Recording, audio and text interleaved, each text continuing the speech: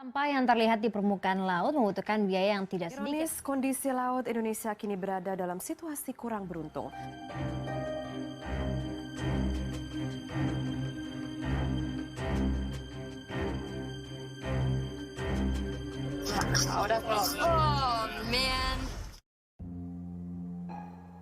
Laut memiliki banyak sekali manfaat bagi kehidupan manusia, seperti sebagai penghasil oksigen, sumber pangan, sumber mata pencaharian, sebagai jalur transportasi, dan lain sebagainya.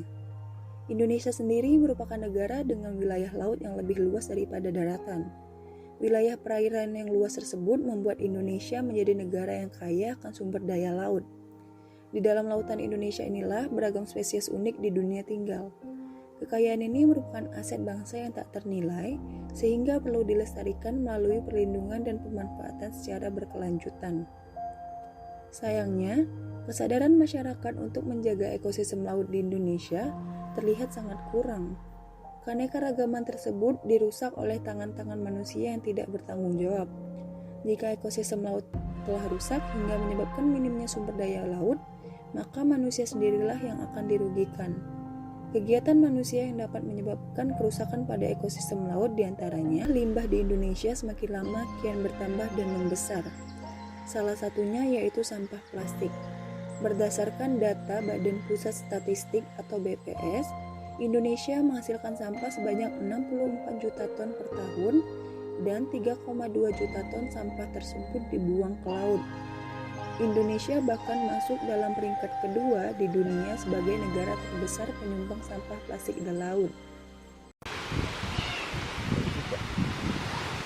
Sampah plastik tak habis-habisnya mencemari Teluk Ambon.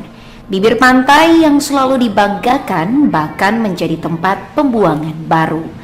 Nelayan sekitar mengaku sampah plastik sering mengganggu aktivitas mencari ikan. Bahkan mereka pernah mendapatkan plastik dalam perut ikan. Memangnya kalau dengan jaring itu kalau untuk di Teluk Baguala ini itu banyak yang terjadi itu. Itu sampah-sampah maupun bilang itu plastik, kayu maupun gabah-gabah itu semua kenal. Apalagi waktu musim timur semacam begini, waduh. Itu kalau sampai sampah kena jaring itu yang bisa perangkat. Yang bisa perangkat jaring lagi itu. Maupun juga bodi tuna kadang-kala itu kalau ada yang mengayat juga dalam perut ikan juga ada plastik.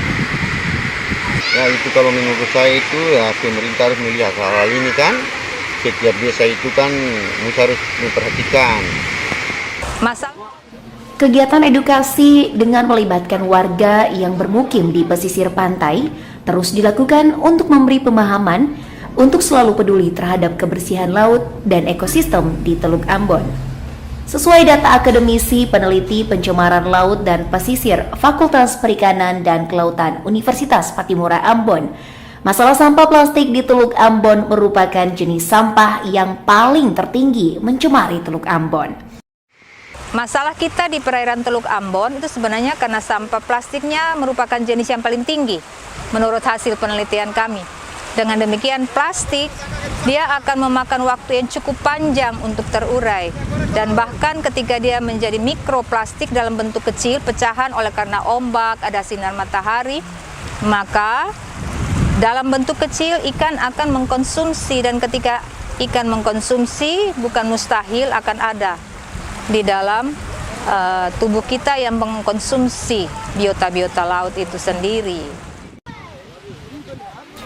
Indonesia merupakan salah satu penyumbang sampah plastik terbesar nomor 2 di dunia setelah Cina. Untuk itu, butuh komitmen dan keseriusan semua pihak untuk menyadari bahaya sampah plastik bagi kehidupan masa depan lingkungan Indonesia. Immanuel Alfred, Kompas TV, Ambon. Ayo jaga dan lestarikan ekosistem laut di Indonesia.